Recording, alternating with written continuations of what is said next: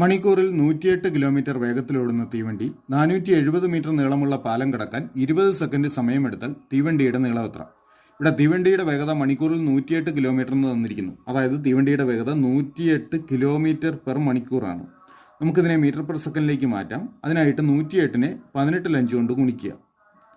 108നെ 18 കൊണ്ട് ഡിവൈഡ് ചെയ്യുക. 108നെ 18 കൊണ്ട് ഡിവൈഡ് ചെയ്ത് കഴിഞ്ഞാൽ 6 × 5 30. അപ്പോൾ 30 മീറ്റർ പെർ സെക്കൻഡാണ് തീവണ്ടിയുടെ വേഗത. അതായത് ഒരു സെക്കൻഡിൽ തീവണ്ടി 30 മീറ്റർ സഞ്ചരിക്കും.